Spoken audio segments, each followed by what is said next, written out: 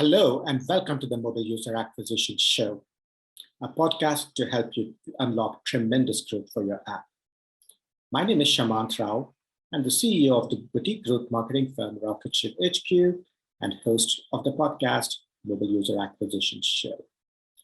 In each episode, we feature experts in the field of mobile growth and discuss strategies, tips, and pointers from the leading edge of mobile growth marketing. By the end of each episode, you will have gained actionable and tactical insights that will help you make more informed decisions in your own work around growth. The Mobile User Acquisition Show is produced by Meryl Vincent, Content Marketing Manager at Rocket Ship HQ. I'm very excited to welcome Eva Juretić to the Mobile User Acquisition Show. Eva, welcome to the show. Thank you. It's great to be here. Yeah, I'm excited to have you on the show because we've talked a bunch of times. And I've been very impressed with really how sharp you are and how on top of things you are.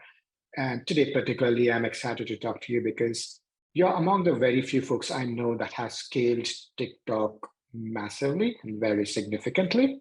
Can you talk, and I would love to dive into more details. What are some of the factors that contributed at a high level to scaling TikTok massively? And to the extent you're able to share, what's the kind of scale you guys have attained?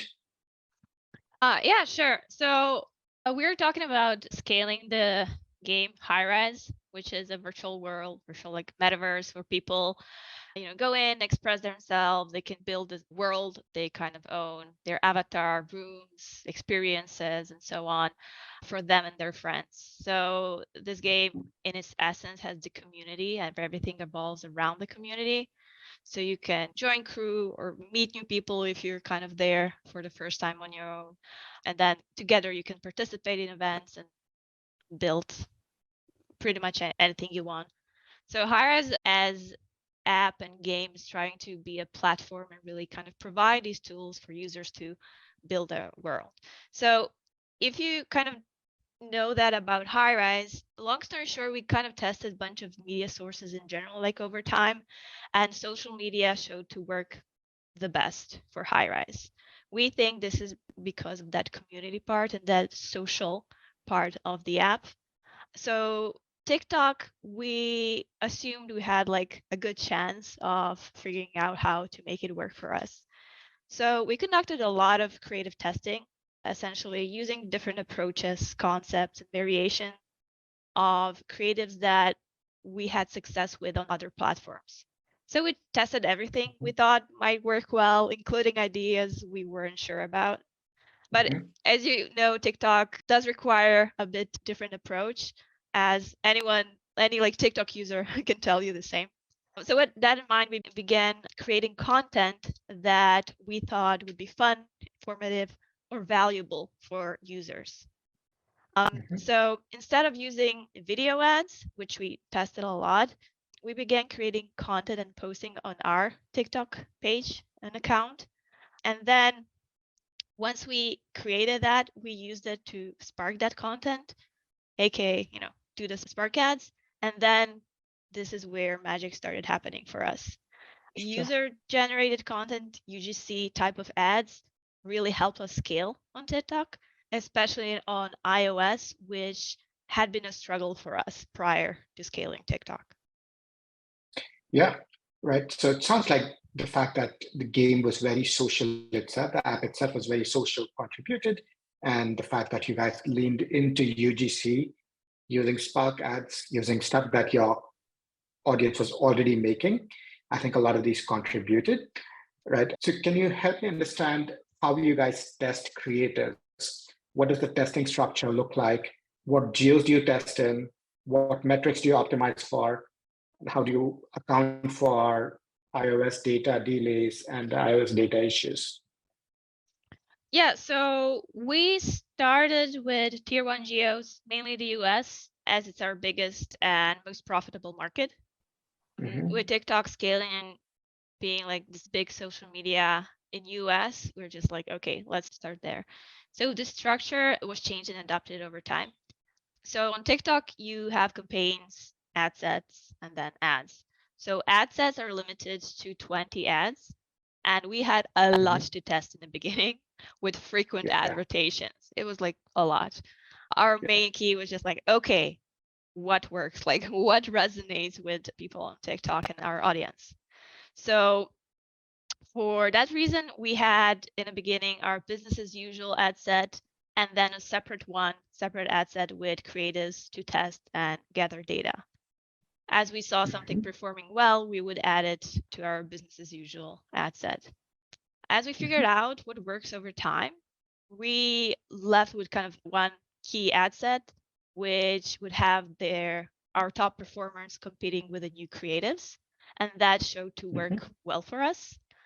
And this was kind of a maybe risky to test in the beginning. All the suggestions and advice coming from our success managers and just in general on advertising on TikTok said, oh, do it separately and things like that. So we tested both and see, this just kind of for us worked well and just simplify things overall as well. One thing to note, it's really important to take into consideration rules and guidelines of TikTok. TikTok has these rules and regulations based on like regions or even individual countries. So make sure to follow them and work with your customer success team to avoid your ads from getting flagged or your account suspended. Sure. So we did had more than a few of them, but I mean, in general, big no-nos include promoting or showcasing things or anything related to like guns, cigarettes, smoke, and things like that. So actually, we had one situation for Halloween when we were showing like mist and ghosts or whatever, and it was flagged for promoting smoking because it shows smoke. Oh man. Yeah, so you had like very like false flags, and there are like a lot of those. So we're trying to, when we're creating ads, really kind of take those into account. Yeah, I know folks who had trouble because of alcohol-related rules. They're like, yeah, we just showed this beer bottle and what's happening? It can be somewhat capricious. I would love to, just follow up on some of the mechanics of testing that you described. Right.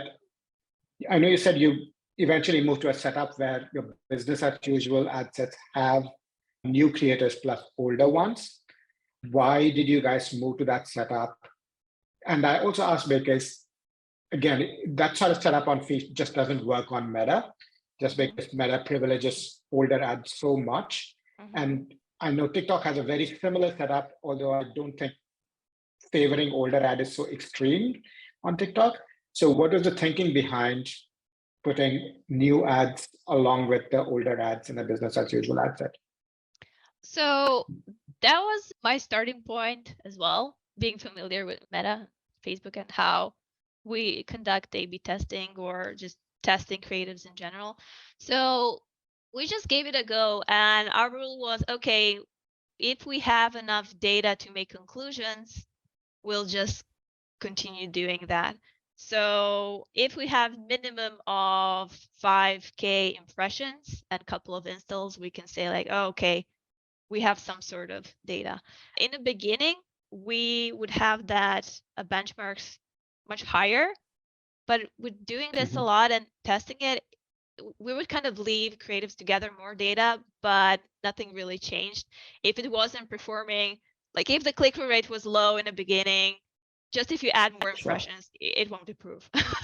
So that was our thing. So sometimes TikTok kind of have to give it a check because we would see spend on the ads that aren't necessarily top performers.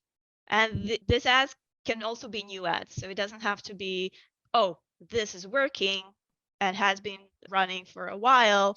Let me just ignore the new ads. So we don't see this happening on TikTok. Sure.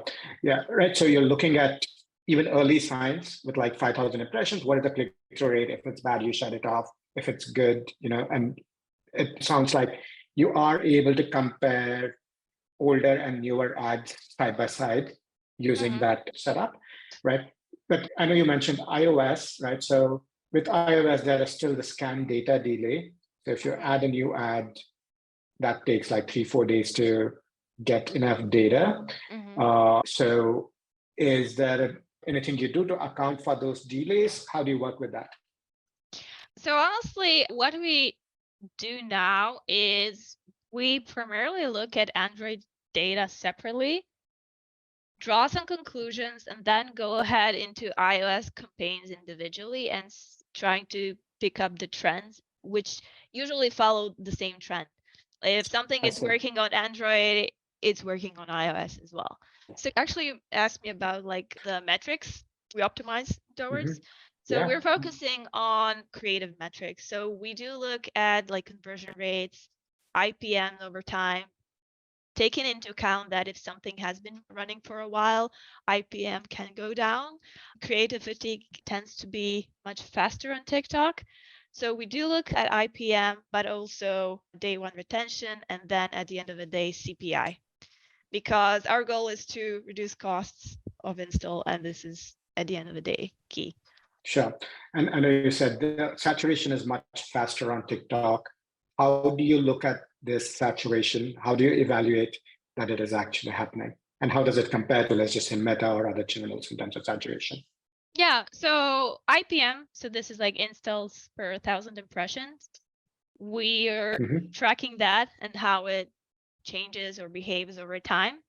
And we graph it out for creative, and we can see how the new ads are comparing to already existing ones. And you can kind of really see over time how that is looking like separately per ad or all together. Till this day, we do these rotations weekly. So it's very quick rotation that we do. And after every optimization, you can see like increase in performance, both IPMs, lower CPI. It's very consistent. So we're like, okay, let's keep on doing that. Sure. So if I understand correctly, you see an ad that's spending a lot, used to perform very well, starts to decline its IPM, and you pause that. So the other ads will start to get spent, and therefore your IPM goes up. Did I understand the process correctly? Except that we pause it. We do not pause it unless we have creative that's outperforming it. Right. Okay. So something's getting a lot of spend, but performance is bad. Second best creative, performance is great, but it's actually not getting spent. Then you kill the highest spending one. We actually have one ad that's been running, like in 2 weeks is going to be 1 year. It's consistently been, top performer or among top 3. But on TikTok, I haven't experienced something that I find in Facebook and like Meta, however we're calling them now. So in Facebook, if you have top performer, it's very hard to overthrow that top performer. TikTok, I don't find that to be the case as much. We do have one ad that is like performed really well for a long time.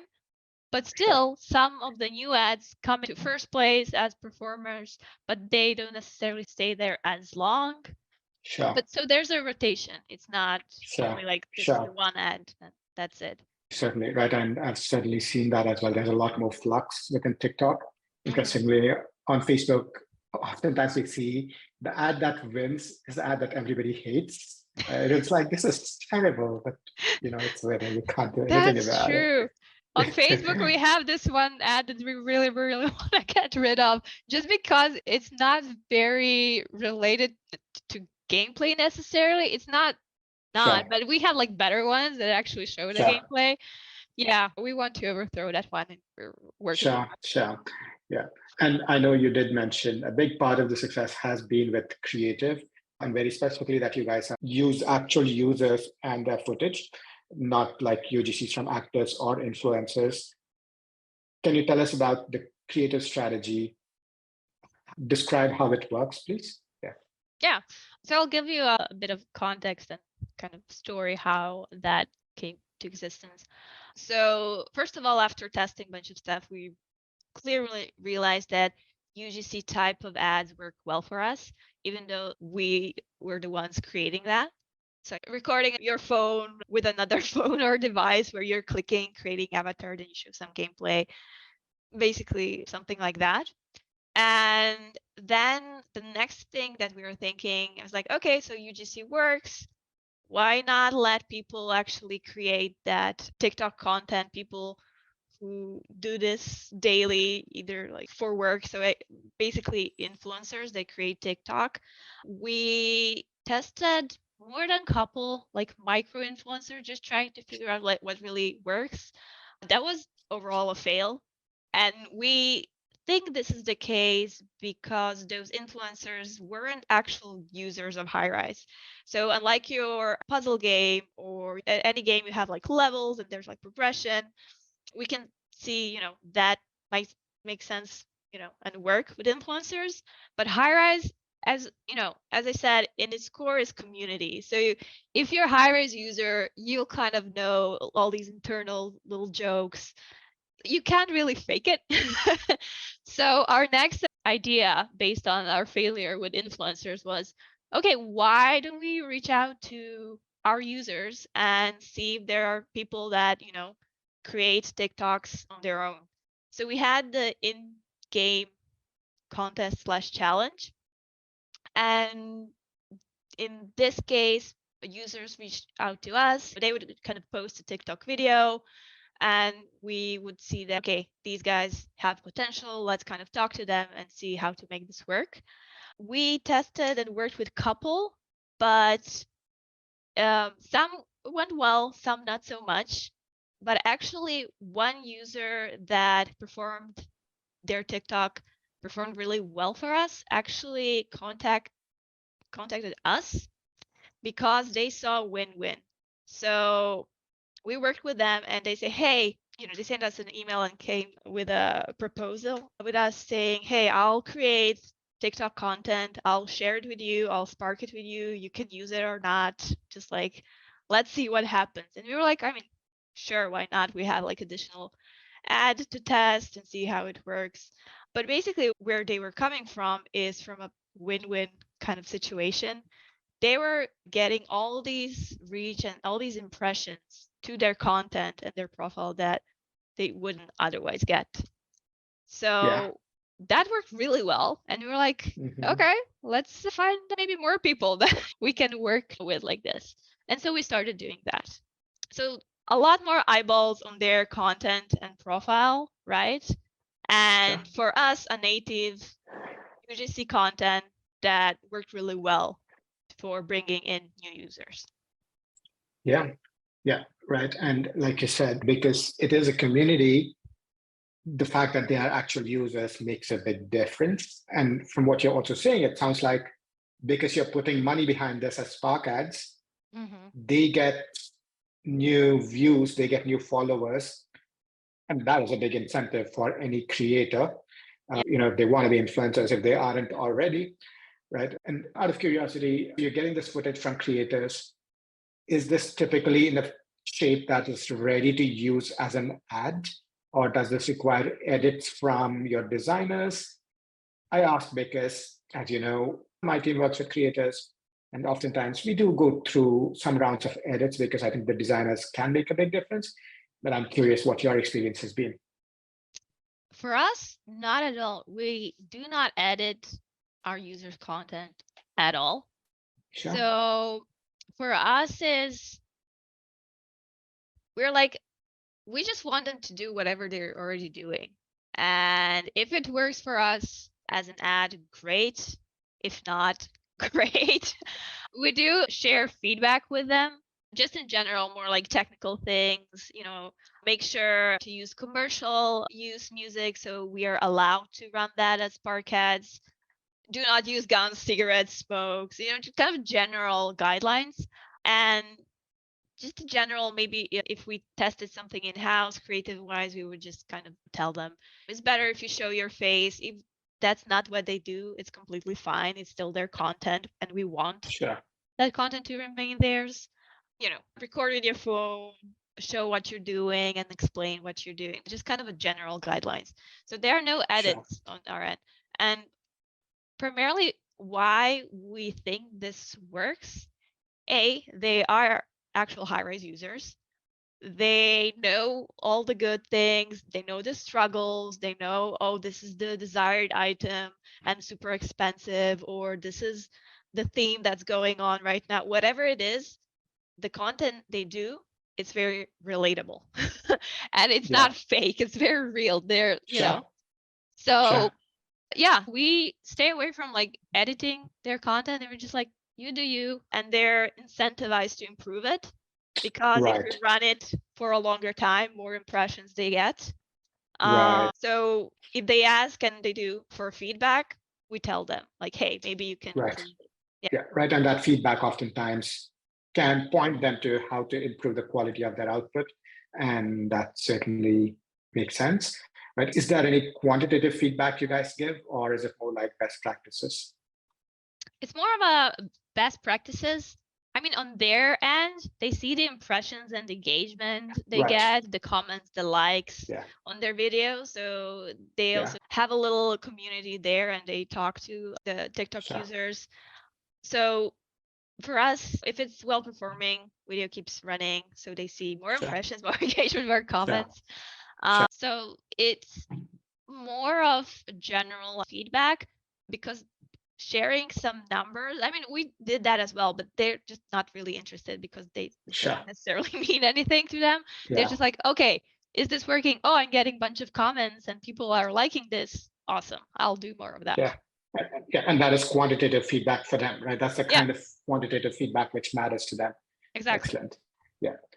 Eva, we're coming up on time, but this has been incredibly fascinating just because, you know, like I said, not very many people have scaled and really doubled down on TikTok in the way that you have. This is perhaps a good place for us to wrap. But before we do that, can you tell folks how they can find out more about you and everything you do? So I'm working with Pocket Worlds, which is a developer of Highrise. I personally have a little consultancy myself. So I think a good place is LinkedIn, or for Highrise or anything, reaching out is good, like social@pocketworlds.com. I'm there in that email as well. Or if for whatever reason people want to reach out to me personally, I think LinkedIn is a good one, or eva@clickbite.hr. Excellent. We'll link to all of that in the show notes. But for now, Eva, thank you so much for being a guest. Yeah, thank you for having me. This was really fun. For more tips, pointers, and strategies from the leading edge of mobile user acquisition, subscribe to our YouTube channel right here, or check out our blog, rocketship.hq.com/blog.